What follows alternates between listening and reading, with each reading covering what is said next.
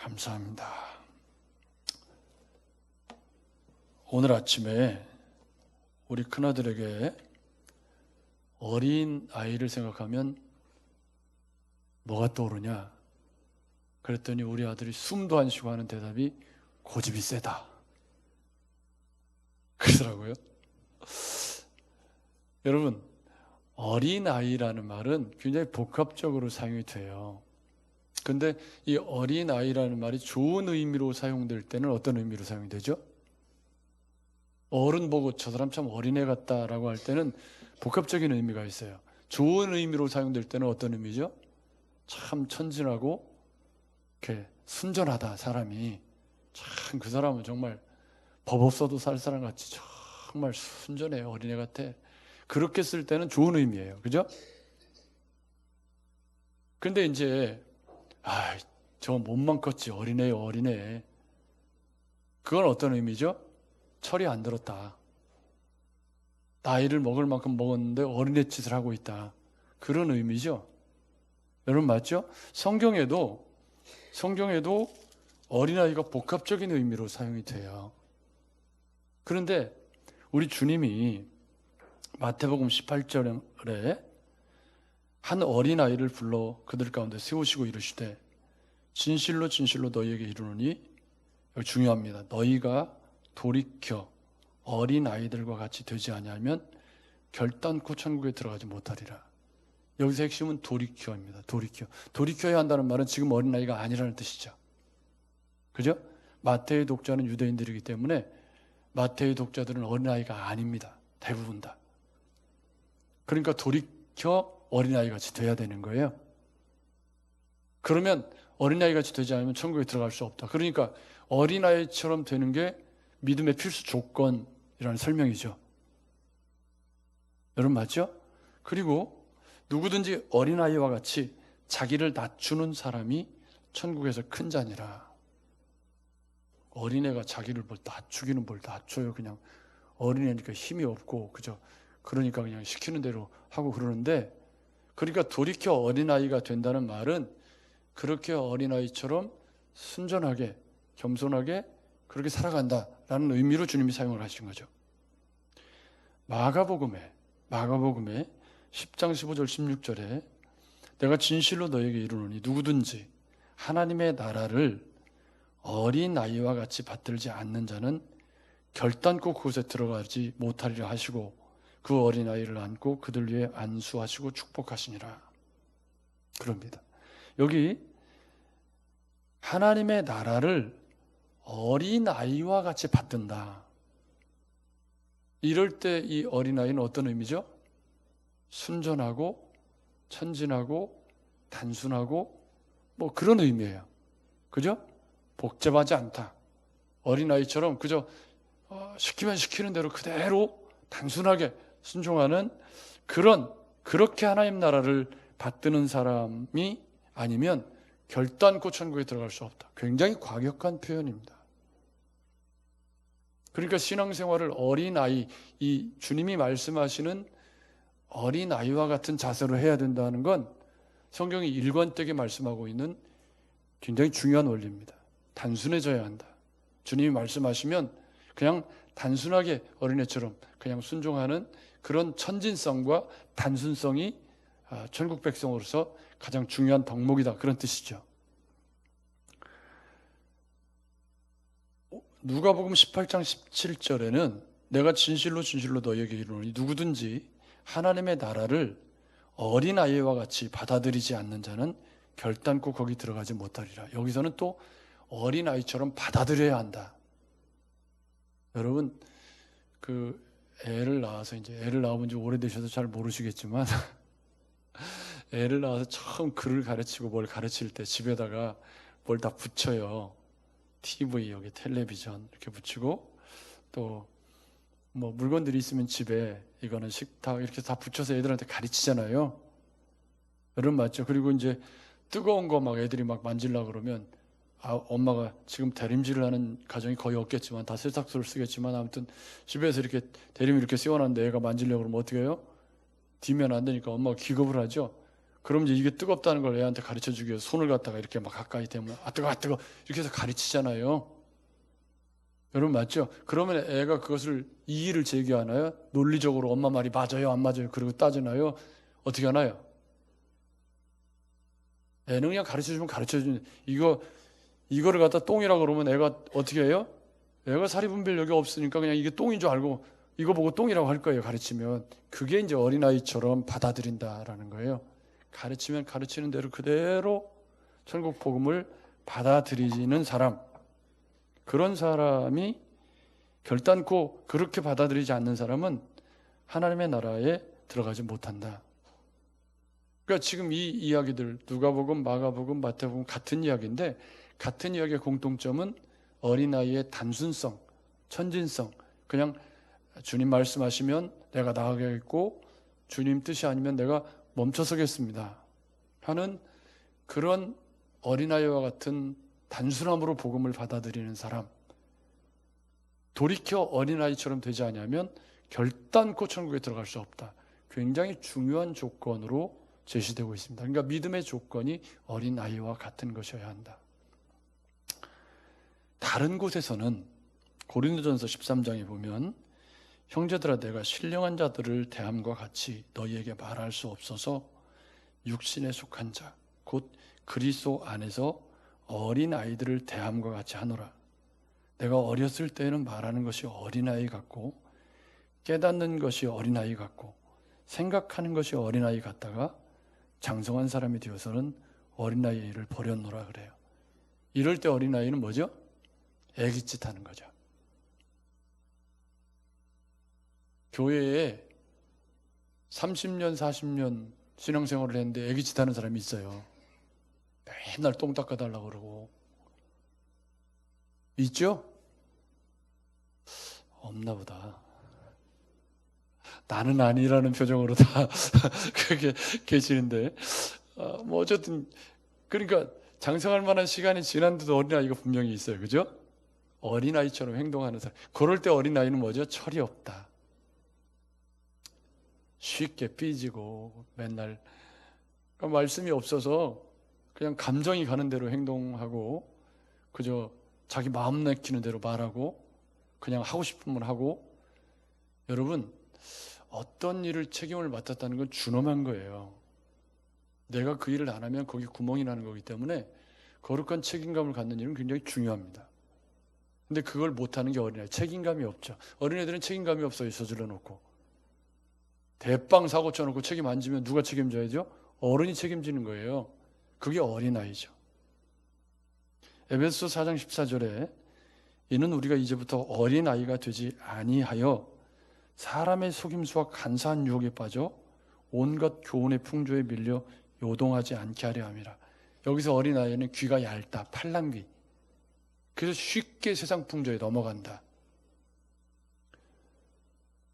예수 믿고 거듭난 그리스도인이 되었으면 견고해야 되죠. 요즘 우리가 묵상하고 있는 히브리서의 주제가 견고함입니다. 그죠? 견고함. 영혼에 닻을 예수 그리스도에게 내리는 견고함. 여러분 상황이 좀 나빠지고 내 건강이 좀 나빠지고 환경이 좀 나빠져도 그래도 지켜야 할 것을 지키는 사람이 신실한 사람이잖아요. 여러분 맞죠? 근데 내 기분 따라 이랬다 저랬다 뭐 나왔다 안 나왔다 했다가 안 했다가 이건 뭐예요? 어린아이죠. 그리고 누구한테 어떤 말을 들으면 예를 들어서 제가 우리 김종기 장로를 굉장히 신뢰합니다.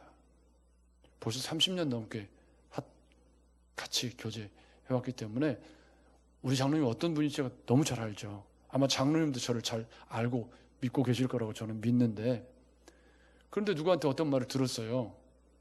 그러면 제가 귀가 홀랑 넘어가가지고 아유 그래요? 그래야 되겠습니까? 여보시오 우리 장로님 그런 분 아니요? 이래야 되겠습니까? 여기 에베소서가 말씀하고 있는 건 어디서 뭔 말을 들으면 홀랑 넘어가요. 그게 어린애라는 거예요. 그러니까 복음에 견고한 사람은 신천지 아니라 뭐가 해도 안 넘어가야죠. 여러분 맞죠? 근데 세상 풍조에 쉽게 요동한다. 히브리서 5장 13절에 젖을 먹는 자마다 어린아이니 의의 말씀을 경험하지 못했다. 이럴 때 어린아이는 부정적인 의미에서 어린아이입니다. 그러니까 성경은 어린아이의 천진성과 단순성, 돌이켜 어린아이같이 되지 아니하면, 이럴 때는 신앙생활을 어린아이처럼 해야 된다, 그런 의미로 사용이 된 거예요. 여러분 맞죠? 예수를 믿는데 어린아이처럼 단순하게 복잡하지 않고, 주님 말씀하시면 내가 나가겠고 주님 뜻이 아니면 내가 멈춰서겠습니다. 저는 이것을 고지식하다 그렇게 표현했는데, 이 고지식하다는 말이 그런 뜻이에요. 그냥 성경이 하라는 대로만 하는 거죠. 그런데 나쁜 쪽으로 사용될 때는 쉽게 삐지고 잘 넘어지고 장성할 만한 시간이 지났는데도 그런 사람을 어린아이라고 한다. 그런데 오늘 우리가 살펴볼 이야기가 길어요. 그리고 이야기도 3개나 있어요. 그죠? 첫 번째는 주님의 기도고, 두 번째는 이제 한 율법 교사가 제기한 문제로 인해서 선한 사마리아 사람 비유가 나오고 있는 이야기고, 세 번째는 이제 마르다와 마리아 이야기인데, 저는 이 세 이야기가 지금 21절에 다 걸려 있다고 보는 거죠. 그래서 21절에 대한 예화, 나쁜 예화 25절부터 37절까지 좋은 예화 38절부터 42절 이렇게 보고 싶은 거예요. 그러면 여러분 21절을 보십시오. 그때 예수께서 성령으로 기뻐하시며 이르시되 천지의 주제신 아버지여, 이것을 지혜롭고 슬기 있는 자들에게는 숨기시고 어린 아이들에게는 나타내심을 감사하나이다. 아멘. 그럽니다. 오늘 말씀의 제목이 주님께 기쁨이 되는 성도.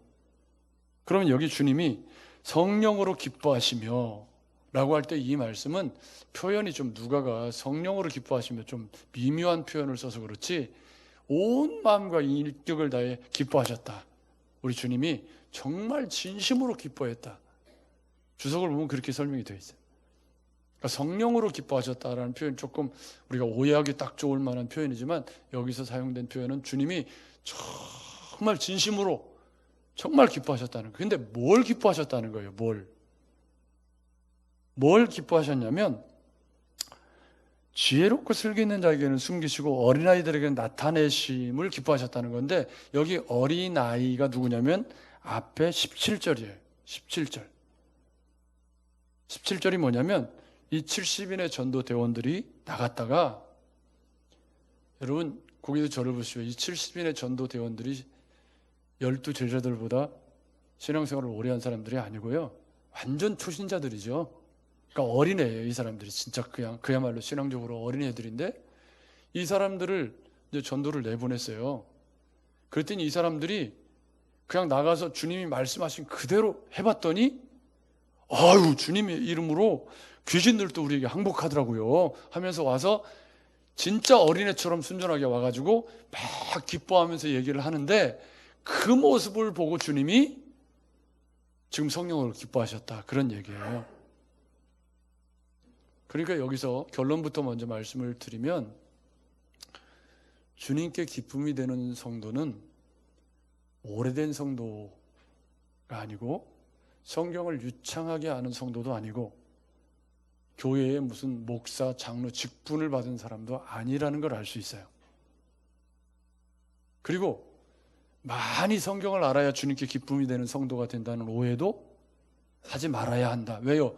여기 70인의 전도대원들이 성경을 많이 알았을까요? 제가 볼 때는 이분들 성경 거의, 제자들도 지금 무식하기가 한량없는데요.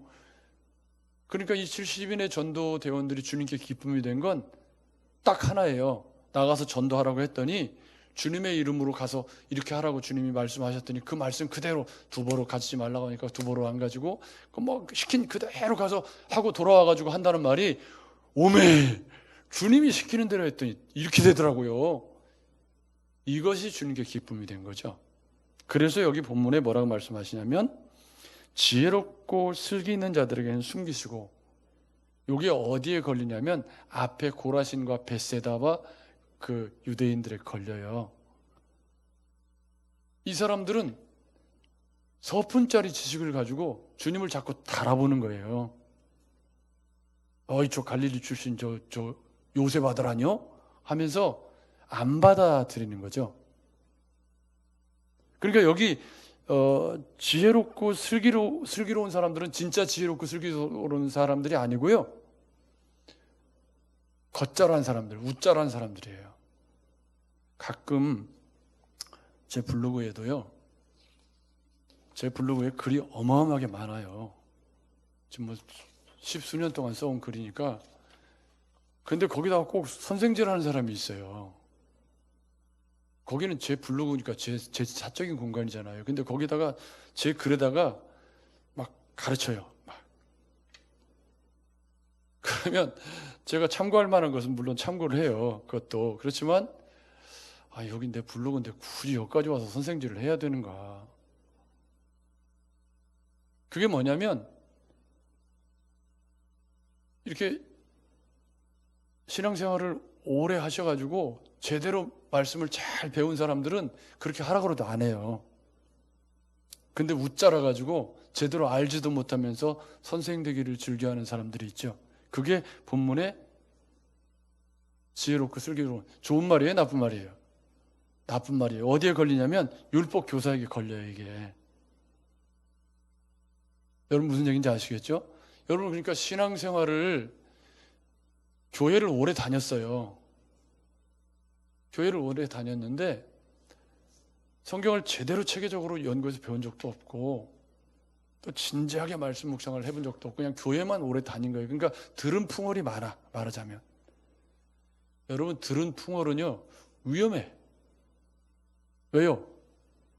제대로 검증된 게 아니기 때문에 내 거하고 뒤섞여가지고 이게 옳고 그름에 대한 분별력이 제대로 세워져 있지 않아요. 근데 이 땅에 그런 그리스도인이 저는 너무 많다. 처음부터 체계적으로 신앙생활을 배운 사람들이 몇이나 있어요.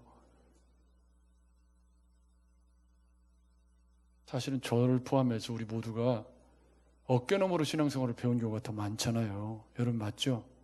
가르치려고 해도 시간을 잘 못 내고, 저도 지금 큰 고민이 세가족 성경 공부를 하긴 해야 되겠는데 이걸 어떻게 해야 될까. 광고를 해서 하자 그러면 제가 이제 지레 겁을 먹고 있는 건지도 모르겠지만 아무튼 하긴 해야 될 것 같은데, 그래서 우리 교회가 어떤 교회고 좀 체계적으로 이렇게 복음을 배우는 기회를 갖는 것이 참 유익할 것 같은데 고민이 많아요. 하기는 해야 될 것 같으니까 각오하고 계십시오. 새가족들은 언젠가는 해야 된다. 우리가 그런 생각을 갖고 계셔야 되는데, 그러니까 여기 지혜롭고 슬기 있는 자들은 진짜 지혜롭고 슬기롭다는 말이 아닌 거죠. 그래서 주님께 기쁨이 되는 성도는 겉절한 성도는 아니다. 일단. 그죠? 뭘 제대로 말씀을 배우지도 못했으면서 아는 체만 하고 선생 노릇만 하려고 하면 그런 사람은 배울 기회를 스스로 차버리는 거기 때문에 잘할 수가 없어요. 그래서 여기 주님께 기쁨이 되는 이 70인의 전도 대원들의 모습이 어린아이의, 주님이 예로 제시한 어린아이. 그러니까 이 사람들 뭐 복음도 잘 모르고 뭐 12제자들보다도 훨씬 뭐 잘 모르는 사람들이지만 그냥 주님이 가라고 하니까 갔고, 가서 이거 이렇게 하라고 하니까 그냥 시키는 대로 그대로 해가지고 돌아와서 한다는 말이, 아유 주님 말씀대로 하니까 되더라고요, 이거예요. 얘기는 단순해요. 그런데 그런 그들에게 주님이 지혜롭고 슬기 있는 자들에게는 숨기시고 어린아이에게 이것을 나타내셨다. 이것이 뭐냐면 주님 말씀대로 하니까 귀신이 나가고 하나님 나라가 거기 도래하는 복음으로 말미암는 복음 전파의 기쁨이죠. 이 기쁨을 누구에게 주신 거예요? 어린아이들에게, 어린아이같이 순종했던 그 70인의 전도 대원들에게 이것을 보여주신 것을 감사합니다. 이런 뜻이에요. 여러분 주님의 기쁨이 되는 성도가 되는 거 쉽나요? 어렵나요? 쉽죠? 대답이 없네. 쉽잖아요. 제가 운동을 좋아하는 사람이기 때문에 배우는 것도 좋아하고 제가 뭘 배우는 것도 굉장히 좋아해요. 근데 저는 뭘 배우면 미련하고 고지식하게 선생님이 시키는 대로 하는 사람이거든요. 제가 몸이 둔하다고 생각하니까 그냥 시키면 시키는 대로 하는데도 하다 보면 나쁜 버릇이 들어요. 그러면 선생님이 그때 하는 말이 어디 가서 또 나쁜 버릇 들었네요. 그러면 또 고치는 거죠. 그래서 선생님이 필요해요. 여러분 맞죠? 근데 가끔 운동을 가르치다 보면 이런 사람이 있어요. 목사님 선수 될 것도 아닌데요. 뭐 대충 하죠. 뭐 환장하는 거지. 그럼 몸이 망가져요. 잘못되게 틀어지게 배우면 척추가 휘고 어깨가 아프고 몸이 망가지잖아요. 배울 때 제대로 배우면 몸을 안 다치고 그러는 거잖아요. 여러분 맞죠?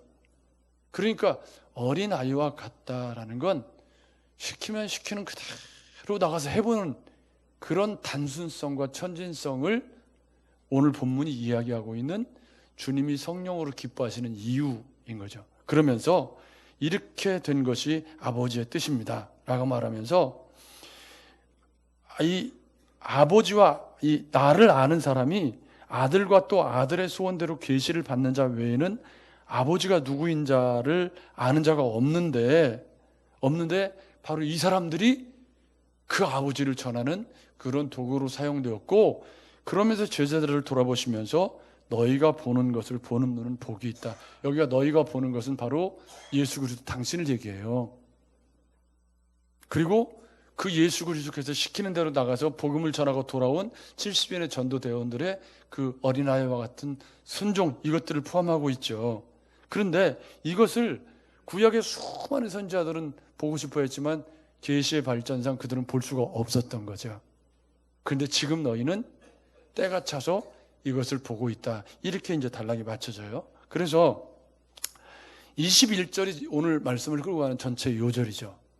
주님께 기쁨이 되는 성도는 여기 70인의 전도대원들처럼 단순하게 주님이 시키면 시키는 대로 나가서 순종한 그들을 주님이 모델로 세우시면서 제자들에게도 이렇게 신앙생활하는 게 정답이야 라고 말씀을 하신 거예요. 근데 그때 어떤 율법 교사가 일어나, 그러니까 이제 누가는 지금 이제 말이 되게 하기 위해서 사건들을 재배열을 하는 그런 성향을 보이고 있어요. 그러니까 지금 어린아이와 같지 않은 것이 그럼 뭐냐? 바로 이 율법 교사와 같은 사람이라는 거죠. 이 사람은 애초부터 일어나 예수를 뭐 하려고요? 우리 전라도 표현으로 달아보려고, 시험하여 달아보려고. 이게 얼마나 못된 태도냐면요, 내가 아는 성경 지식 가지고 목사님이 이거 아나 모르나 한번 물어보는 거예요. 여러분 무슨 얘기인지 아시겠죠? 이게 지금 이제 달아보는 거예요. 그러니까 이게 얼마나 유치찬란하고 정말 부끄러운 모습이에요. 그러니까 이게 지혜롭고 슬기로운 자들에게는 숨겨질 수밖에 없는 게, 이 사람들은 애초에 배우려는 마음이 없어요. 그리고 달아보려고 하는 거죠. 그래서 뭐라고 얘기를 하냐면, 선생님 내가 무엇을 해야 영생을 얻을 수 이게 정말 무식한 소리죠. 여러분 무엇을 하여 영생을 얻을 수 있습니까? 라는 질문이 맞나요? 틀리나요? 이 질문이 잘못됐다는 걸 모르시는 분은 심각한 거예요.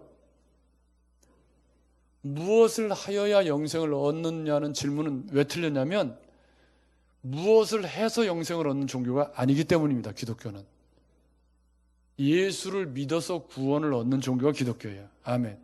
믿음으로 값없이 의롭게, 하나님의 선물인 거죠. 에베소 2장 8절 9절 말씀처럼 이게 하나님의 선물이죠. 행위를 인해서 의롭다고 된 게 아니라 예수 그리스도가 대신 값으로 지불되셔서 그분을 믿음으로 말미암아 우리가 의롭게 된 것이죠. 여러분 맞죠? 그런데 그 믿음이라고 하는 것이 행위를 동반해야 된다라고 하는 거죠. 아멘. 이게 뒤바뀌면 행위 구원이 되고, 이게 뒤바뀌지 않고 믿음이 먼저 그 다음에 믿음에 따른 합당한 열매로 행위가 되면 이신칭이 복음이 되는 거예요. 그런데 성경은 그 믿음은 반드시 열매를 통해서 드러날 수밖에 없다, 그렇게 말씀하기 때문에 믿음과 행위는 이렇게 동전의 양면처럼 붙어 있는 거죠. 같은 거예요. 같은 거. 그러니까 말로만 예수 믿어가 아니라 믿음이라고 하는 건 애초부터 믿는다는 말은 어린아이처럼 순전하게 주님 말씀에 순종하는 행위까지를 포함하는 말이 믿음이라는 말이죠. 여러분 맞죠? 그런데 이 사람은 무엇을 행하여야 구원을 얻을 수 있습니까? 이게 무식하면 용감한 거죠. 그래서 이 사람에게는 지혜롭고 실리 있는 자들에게는 숨기시고 복음이 안 들려요. 여러분, 이런 불행한 그리스도인이 되지 않기를 주의 이름으로 축복합니다. 교회 다니고 예배의 자리에 나와서 목회자가 열심히 준비하는 말씀을 듣는데 이 율법 교사와 같은 마음으로 이 자리에 앉아 있으면 그 사람에게는 절대 말씀이 들릴 리가 없어요. 안 들리는 거죠. 잘못된 생각을 가지고 있잖아요. 지금 틀어져 있는데 내가 옳다고 여기니까요. 그러니까 주님이 율법이 뭐라고 기록되었으며, 여러분 26절 내가 어떻게 읽느냐, 이렇게 세계관적인 질문. 그러니까 똑같이 기록되었어도 어떻게 읽느냐가 성경을 완전히 다르게 만들어요. 여러분 맞죠?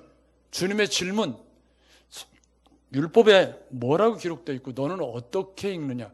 여러분 이 질문이 얼마나 세계관적인 질문인가를 잘 보십시오. 기독교는 세계관인 것이 맞는 게 성경이 기록되어 있어도 어떻게 읽느냐에 따라서 완전히 다른 해석이 되잖아요. 여러분 맞죠? 그래서 성경을 다르게 해석해서 얼마나 많은 유사기독교 이단들이 생겨나고 있는 것을 여러분 우리가 알고 있잖아요. 여러분 맞죠? 성경 어디 한 구절 가지고 뭐 여자 하나님이 있다고 하질 않나 무슨 별. 그러니까 어떻게 읽느냐라는 이 질문은 오늘 우리에게 던지는 아주 중요한 신학적이고 세계관적이고 묵직한 질문입니다. 여러분 성경을 읽을 때 성경적인 안목으로 성경을 읽어야 성경이지, 내가 읽고 싶은 대로 성경을 읽어서 내가 복음을 만들면 그건 성경이 아니라 내가 복음이서 분명히 성경을 읽었지만 성경을 잘못 읽은 거죠. 어떻게 읽느냐가 중요합니다. 근데 거기서 저를 봐주세요. 그런데 그래도 안 읽는 것보다는 읽는 게 나아.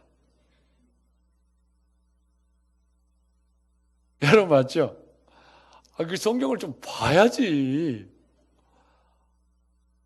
진짜 성경 안 봐요. 우리 가족들을 봐도 그렇고, 저는 뭐 직업상 그냥 노냥 끼고 살지만 매일 끼고 살죠. 매일 막 성경 끼고 직업상 그렇고, 직업이 아닌 여러분은 하루에 한 30분만 투자해서 조금씩만 읽는 게 건강에 좋으실 거예요. 좋은 말로 할 때 하루에. 그러니까 주님이 이 바리새인이 뭐라고 대답하냐면 쉐마, 신명기 6장에 나오는 쉐마 정답이에요. 정답. 엑설런트예요. 이거 100점짜리 답이에요. 신명기 6장 5, 6절에 나오는 쉐마의 구절을 탁 인용하면서 너는 내 마음을 다하며 목숨을 다하며 힘을 다하며 뜻을 다하여 주 너의 하나님을 사랑하고 또한 내 이웃을 내 자신과 같이 사랑하라 하였나이다. 아멘. 아멘. 정답이지 정답. 더 이상 뭐 이거 완전 정답이에요. 100점짜리. 이럴 때 뭐라고 그러냐면 알기는 잘하네.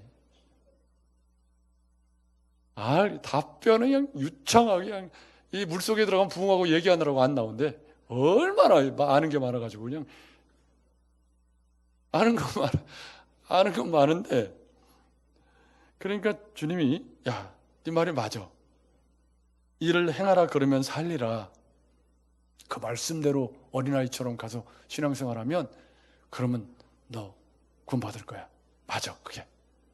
그랬더니 거기서 그냥 포기하고 갔으면 개망신은 안 당할 텐데, 이 사람이 원래 목적이 뭐죠? 달아보려고 했잖아요. 달아보려고. 그러니까 또 묻는 거예요. 자기를 옳게 보이려고 예수께 여짜오되 그러면 내 이웃이 누굽니까? 이 말은 이 사람이 이웃을 규정지어 놓은 거예요. 유대인들에게 이웃은 누구죠? 유대인들밖에 없어요. 사마리아 사람 이웃이 아니에요. 아니 개죠. 개. 이방 사람들은요? 이방 사람들은 이웃이 아니에요. 그럼 이 사람은 지금 질문을 할 때 이웃을 어떻게 한정 짓고 있는 거죠? 자기 기준 속에서, 자기 틀 속에서 이웃을, 이게 스스로 지혜롭다고 생각하는 사람이에요. 이게 무슨 말이냐면 신앙생활을 하는데 내 생각의 카테고리가 이렇게 있어요. 그 틀 속에다 가둬서 그 틀 속에 들어오는 것만 받아들이는 거죠. 그런 사람은 절대 올바른 예수를 만나기 어렵습니다.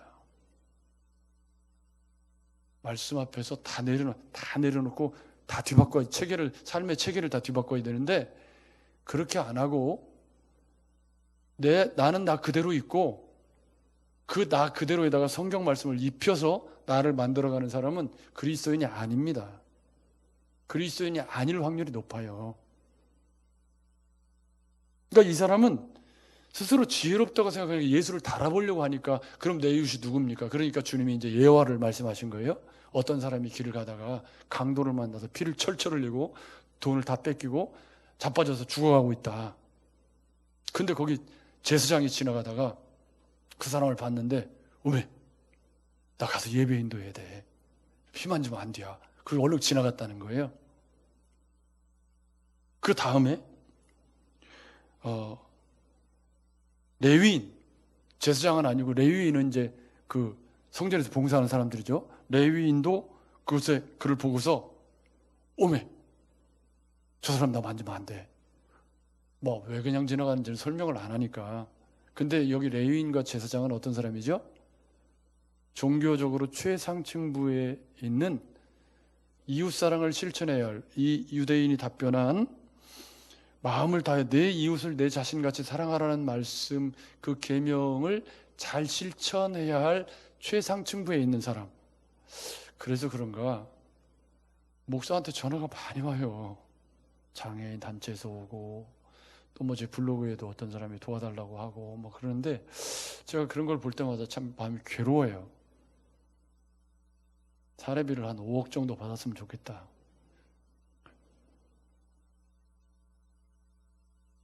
어쨌든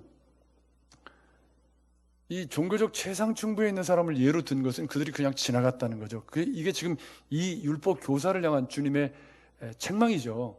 그런데 너희가 이웃이라고 생각하지 않는 사마리아 사람이 거길 지나가다가 그 사람을 보고, 여행 중에 있었는데 자기도 바빠요. 사업자, 지금 사업하러 가야 되는데 불쌍히 여겨서 가까이 가서 기름과 포도주를 그 상처에 붓고 싸매고 짐승에 태워서 주막으로 데려가서 돌보아 주고, 그리고 그 이튿날 그 주막 주인에게 데나리온 2를 주면서 이 사람 잘 돌봐가지고 잘 회복해서 보내라고. 만약에 돈 모자르면은 내가 갔다 와서 정산할 테니까 절대 이 사람한테 돈 받지 말고 이 사람 잘 보살펴서 보내주세요.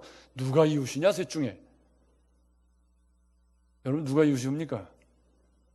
이건 어린애라도 아는 거지. 그럼 이 율법 교사가 마음으로는 사마리아 사람이 이웃이 아닌데 뭐라고 답변할 수밖에 없어요? 사마리아 사람 이웃이 맞네요. 그러니까 주님 뭐라고 말씀하시죠? 이르시되 가서 너도 이와 같이 하라. 이게 무슨 말이냐면, 너도 이 사마리아 사람처럼 어린아이처럼 순종하는 신앙을 배워라 이놈아. 그런 말이죠. 그러니까 이 율법 교사는 스스로 지혜롭다고 하는 사람의 대표로 등장을 한 거예요. 여러분 맞죠? 이런 사람은 신앙이 안 자랍니다. 계속 말씀을 달아보고 마음에 팔짱을 끼고 자기 프레임 속에서 내가 이웃이라고 정해놓은 그 프레임 속에서 성경을 해석하고 공부하려고 하는 사람은 신앙생활을 잘할 수가 없을 거예요. 내 수준에서 다 성경을 보고 해석하는데 그런 사람이 잘할 수가 없잖아요. 그게 스스로 지혜롭다고 여기는 사람의 미련함이죠. 그래서 이 율법 교사의 이야기를 선한 사마리아 사람의 초점이 맞추어서 선을 행하는 것 쪽으로 이렇게 해석을 할 수도 있겠지만, 이 문맥 속에서는 어린아이와 같지 않은 사람이 제사장, 레위인, 여기 율법 교사라는 거죠. 여러분 맞죠? 그러면 어린아이와 같은 사람은 누구냐? 이제 38절 이하로 가보죠. 마르다와 마리아 이야기는 너무 잘하는 이야기예요. 우리가 신앙생활 할 때 이 마르다와 마리아 이야기로 설교를 아마 수십 번을 들었을 거예요. 그죠? 근데 항상 이 마르다가 평가절하되는 경향이 있지만, 여러분 마르다는 위대한 그리스도인입니다. 특히 요한복음 11장에서 주님과 부활 논쟁을 할 때 마르다의 신앙은 가벼운 것이 아니에요. 그리고 교회에 마르다가 필요합니까? 필요치 않습니까? 반드시 필요해요. 마르다가 없으면 교회가 돌아가질 않아요. 자, 얘기를 한번 살펴보시죠. 여기서 어린아이가 그럼 어떤 사람이냐? 마리아가 어린아이와 같다라는 거예요. 지금 결론부터 얘기한 거예요. 어린아이와 같이 된다는 게 그럼 어떤 의미냐? 주님께 기쁨이 되는 성도가 되는 성도는 어떤 사람이냐? 마리아처럼 순전하게 말씀을 듣고 가서 그대로 하는 성도예요. 아멘. 아멘. 그러니까 여기 마리아가 왜 등장했냐면 마리아처럼 순전하게 온 마음과 인격을 다해 말씀에 집중해서 말씀을 듣는 그런 성도가 가서 70인의 전도대원들처럼 그대로 행했을 때 주님께 기쁨이 되는 성도가 되는 거죠. 아멘. 말씀을 잘 듣는 거예요. 귀 기울여서 청종, 귀 기울여 잘 듣고 무릎 꿇고 아주 예쁘게 마음의 팔짱을 풀어놓고 정말 열심히 듣는 거죠. 근데 이제 마르다가 문제가 생겼어요. 마르다가 얼마나 좋은 마음이냐면 주님을 지금 집에 모셨잖아요. 얼마나 잘 대접하고 싶어요. 여러분 맞죠? 아, 주님을 모셨는데 그 나사로 지금 그 베다니에 죽은 나사로가 그 집 자매들이거든요, 이게 다. 그러니까 뭐 얼마나 그냥 주님을 잘 대접하고 싶은 거예요. 그래서 그냥 뭐 갈비도 재고 뭐 그냥 잡채도 하고 뭐 그냥 막 전도 붙이고 뭐 육회도 하고 뭐 아무튼 뭐 저기 어디에요 변산 가가지고 회도 좀 주문하고 막 해가지고 이제 디스플레이를 하려고 막 집에 이제 예수님 모시니까 제일 좋은 걸로 막 대접하기 위해서 막 이제 준비를 분주하게 하는데 혼자 너무 바쁜 거야. 아, 그러면 이제 도와줘야 될 거 아니에요. 그죠? 근데 마리아가 지금 가서 뭐 하고 있어요? 그러니까 제가 여기다 원고를 한번 읽어볼게요. 반찬은 뭘로 할까? 몇 시쯤 식사를 차려야 할까? 식탁보는 깨끗한가? 주님 자리는 어디다 마련할까? 밥에 넣을 콩은 잘 담갔는가? 음식이 충분하지 못하면 어떡하지? 후식은 뭘로 드려? 저녁에 간식은 뭘로 드릴까? 잠자리는 편안하실까? 아차, 칫솔하고 잠옷이 준비가 안 됐네. 오빠 잠옷은 다림질 어떡하지? 이럴 때 마리아가 좀 도와주면 좋을 텐데. 원고에 이렇게 써놨더라고요, 제가. 이게 이제 마르다 증후군인데, 마르다 증후군. 잘 대접하고 싶잖아요. 신방 갔는데 목사 잘 대접하기 위해서 예배하고 있는데 음식장만 하고 있는 거하고 똑같죠, 지금. 그죠? 지금 신방 왔는데 음식장만 하고 있어. 설교하고 찬양하고 있는데 나는 가서 음식장만 하고 있는 거 똑같은 거잖아요, 지금. 근데 어쨌든 그것을 40절에 뭐라고 말했냐면 마르다는 준비하는 일이 많아 마음이 분주한지라 예수께 나가. 지금 마르다는 영광의 주님을 자기 집에 모셔놓고 주님을 편안하게 모시기 위해서 자기 자신을 편안하게 해주실 주님을 못 보고 있다. 그래서 자기 집안에 오신 예수님은 모든 사람의 무거운 짐을 내려놓고 수고하고 무거운 짐진 자들아 내게로 오라. 내가 너희를 편히 쉬게 하리라. 그런데 마르다는 그 주님 때문에 짐이 무겁대. 그죠? 주님 때문에 짐이 무겁대요.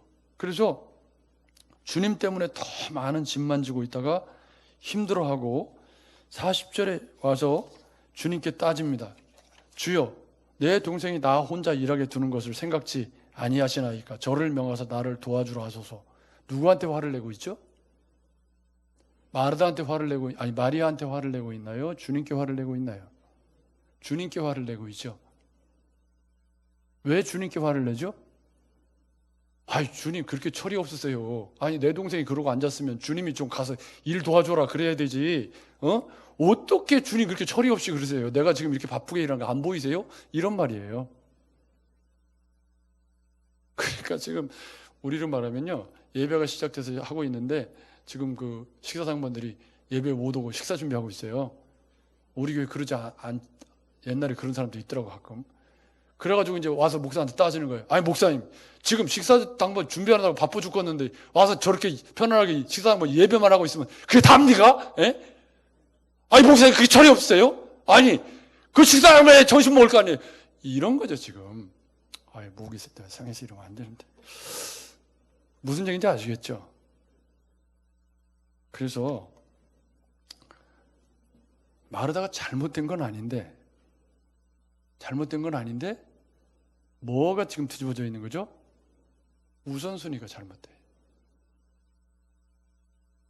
그러니까 사실 마르다의 마음이 귀한 거 맞아요.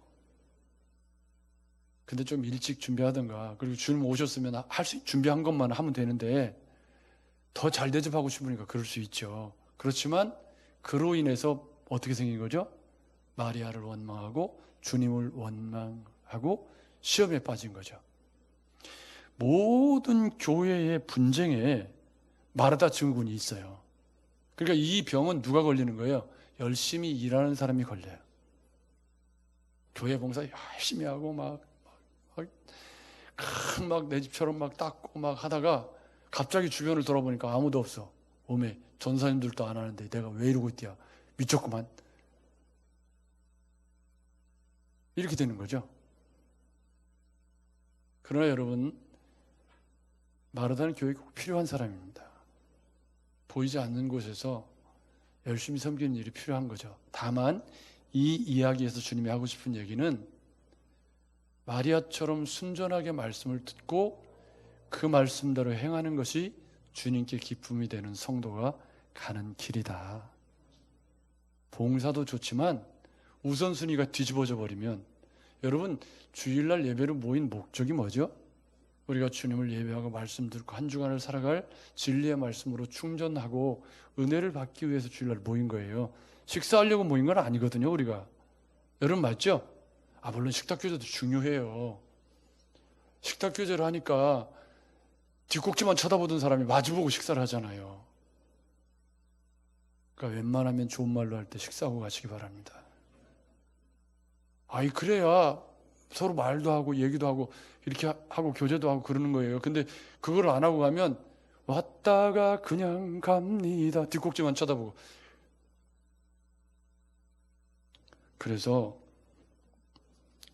교회를 섬기다 보면 상처받았다는 사람이 많은데 그 상처받은 사람들 가운데 대부분이 마르다 쪽에 속해 있을 가능성이 많아요.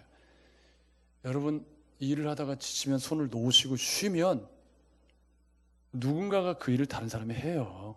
그게 교회예요. 내가 아니면 절대 안 되는 건 없어요. 제가 목회해보니까 그렇더라고요.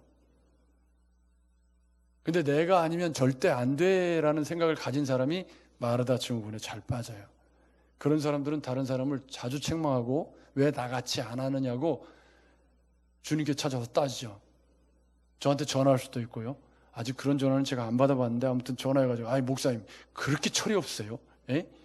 아니 이 일이 뭐가 중요한지 그게 잘 모르세요? 자기가 모르는 거지. 여러분 맞죠? 그러니까 저는 주님이 지금 이 마리아 이야기 여기 보십시오. 주께서 대답하되 마르다야 마르다야 내가 많은 일로 염려하고 근심하나 몇 가지만 하든지, 뒤에 말이 더 중요해요. 혹은 한 가지만이라도 족하니라. 그 한 가지가 뭐예요? 뒤에 마리아는 이 좋은 편을 택하였으니, 이게 어린아이가 가는 길. 아멘. 마리아처럼 순전하게 말씀을 듣고 70인의 제자처럼 순종하면 되는 거예요. 아멘. 아멘. 그게 잘하는 신앙생활인 거죠. 계산이 많고 복잡하고 아는 게 많고 달아보고 이런 율법 교사는 절대 좋은 그리스도인이 될 수 없다.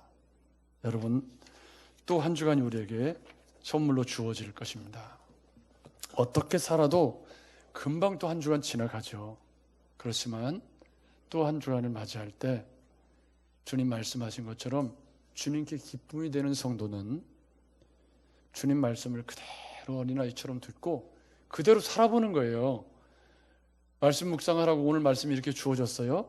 그러면 그 말씀대로 한번 해보는 거죠. 그냥 주님이 하라고 하니까 그대로 그냥 다른 생각하지 말고 그 사람이 어떻게 생각할까 복잡한 생각 들어오기 전에 그냥 전화해보고 선물 하나 해보고 그렇게 어린아이처럼 순종해 보는 일.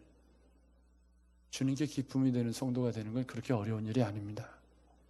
어린아이처럼 단순하게 말씀에 순종하는 그리스도인이 되는 것, 그것을 실천하기 위해서 새롭게 마주하는 한 주간을 내가 뭐 그렇게 살아봐야지 마음에 다짐하시는 여러분들이 되셔서 주님 안에서만 누리는 기쁨을 조금이라도 맛봐야 될 거 아니에요. 여러분 맞죠? 어린아이처럼 순종하면 그 기쁨이 반드시 여러분의 것이 될 것입니다. 또 한 주간도 그렇게 승리하신 여러분 되시기를 주의 이름으로 축복합니다. 하나님 아버지,